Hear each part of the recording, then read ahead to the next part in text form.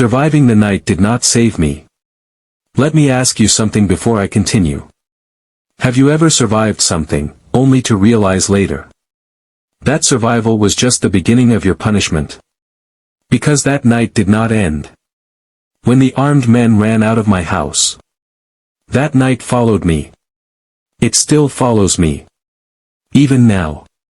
I was lying on the cold floor when the sirens finally reached my street. I hadn't moved. Not because I was pretending, but because my body refused to believe the danger was gone. Blood dripped from my head onto the tiles. Each drop echoed in my ears, like a countdown to something worse. Red and blue lights flashed through the broken windows, slicing through the darkness like knives. Then voices. Police. Police. Anybody inside? I tried to speak. My mouth opened. No sound came out. An officer rushed in and knelt beside me. Sir, don't move. You've been badly injured. That was when my wife came out of the room. The moment she saw me on the floor, bleeding, shaking, broken, she screamed. Not loudly. Not dramatically.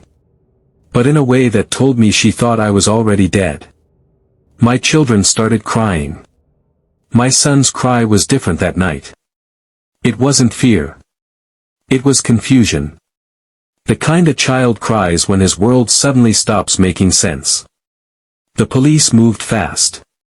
Flashlights swept across the living room. Bullet holes in the walls. Shattered glass everywhere. The laundry room looked like a war zone. The iron protector was bent like it had been made of paper. Outside, they found footprints. 4 clear sets. Fresh. Leading to the fence. Then nothing. Gone. One officer shook his head slowly.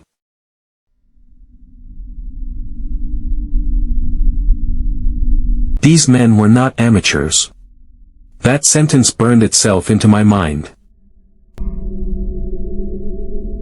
Pause here. If armed men invaded your home tonight, do you think you would stay calm? Or would fear completely take over your body? An ambulance arrived.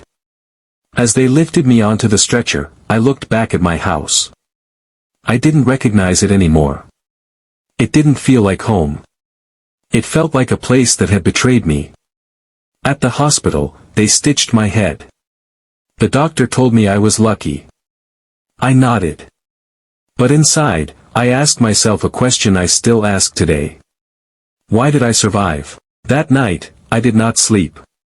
Every time I closed my eyes, I saw masked faces. I felt the cold barrel of the gun inches from my head. I heard the voice again. Where is the suitcase? And worse, I heard the promise. We will be back.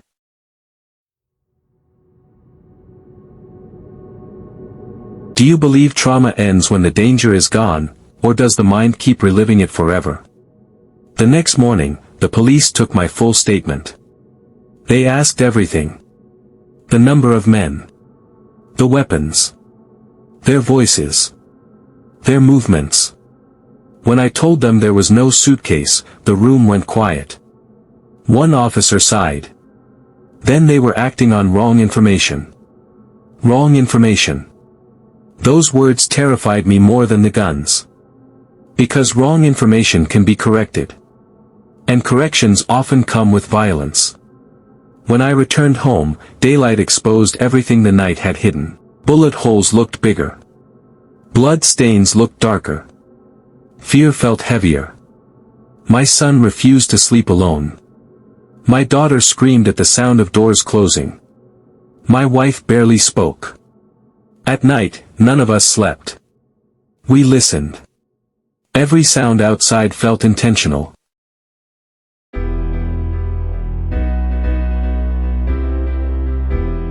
Every shadow felt alive. Weeks passed. Then months. But the fear did not fade. Instead, it learned the shape of my house. Sometimes I heard footsteps at night. Slow. Careful. Sometimes doors were open in the morning that I was sure I locked. Sometimes things were slightly moved. Not enough to prove anything. Enough to drive a man mad. If your home became a place of fear, would you leave everything behind? Or would you stay and fight the memories? Even now, years later, I still wake up suddenly at night. Sweating. Listening. I still jump at loud sounds. I still check doors twice, sometimes 3 times. Sometimes I sit in the dark. And listen to silence. The same way I did that night. Because deep inside me, something broke.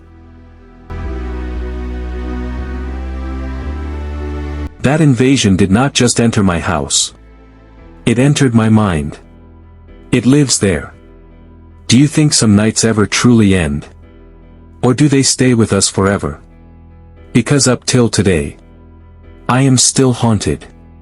By the sound of breaking glass. By gunshots. By footsteps in hallways. By a promise whispered in the dark. We will be back. And the most terrifying part. Sometimes, when the house is quiet, I feel like they never really left.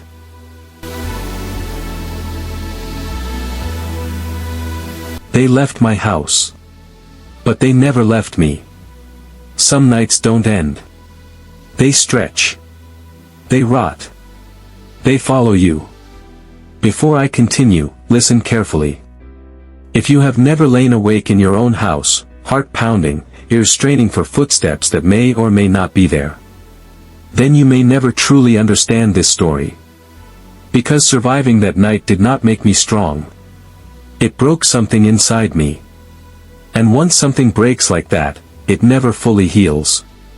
After the police left, after the reports were written, after the blood was cleaned from the floor, silence returned.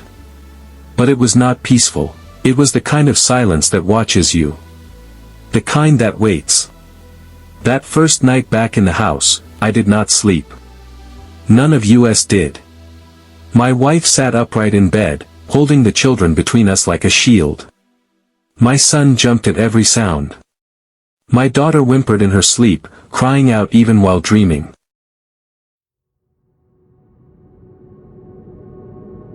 Every creak of the ceiling felt like a footstep. Every gust of wind felt like movement. I sat in the dark, listening. The same way I listened the night they came. And that was when I realized something terrifying. I was no longer listening for if someone would break in. I was listening for when days turned into weeks. Weeks into months. But the fear did not weaken. It adapted. It learned routines. At night, I checked the doors. Once. Twice. Sometimes 5 times. I checked windows. Locks. Lights. I memorized the sound of every room in my house. So that if a sound changed, I would know. Sleep became shallow. Broken. I woke up gasping for air, convinced I heard boots on the tiles.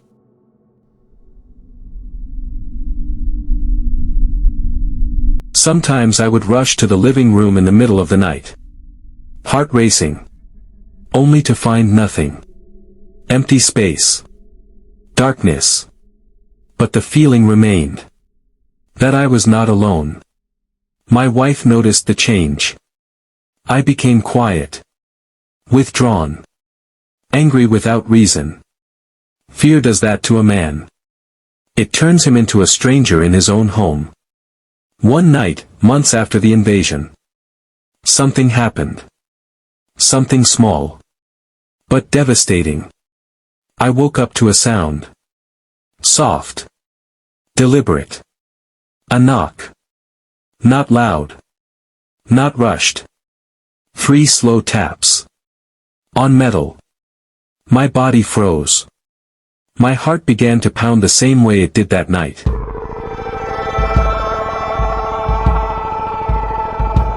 I did not move.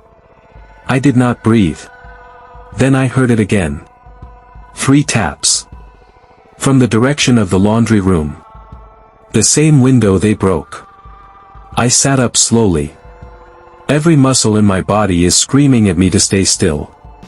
I reached for my phone. My hands were shaking so badly I could barely hold it. Then the sound stopped. Silence returned. Heavy. Oppressive. I waited. Minutes passed. Nothing happened. By morning, I convinced myself it was my mind. Just trauma. Just memory replaying itself. But deep down, I knew better. From that night on, the signs continued. Footsteps outside the fence. Voices in the distance that sounded too familiar.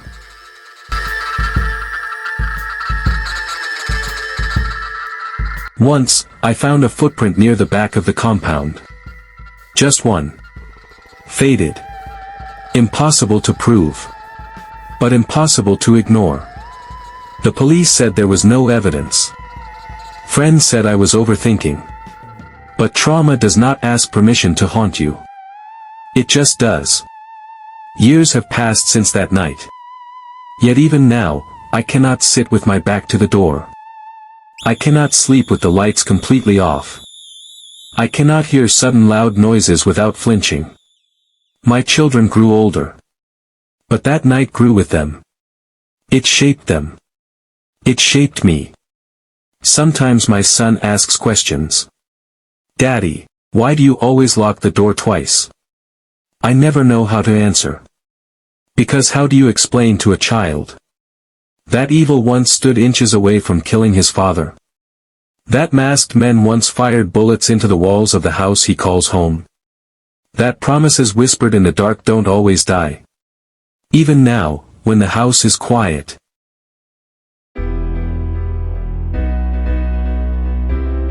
When everyone is asleep, I sit alone. Listening. Waiting. Because that tall man's voice still lives in my head. Clear. Cold. Certain. We will be back. And the scariest truth of all. I don't know if he meant physically, or if what they did that night was already enough. Because they took something from me. Something I will never get back. The feeling of safety. The belief that home means protection. The ability to sleep without fear. They didn't just invade my house. They invaded my life. And even now, I am still haunted. Final words to viewers, slow, quiet tone. If you are listening to this at night, check your doors. If you think you heard a sound just now, trust your instincts. And if you believe some nights never really end, you are not alone. Because some memories don't fade. They wait. In silence.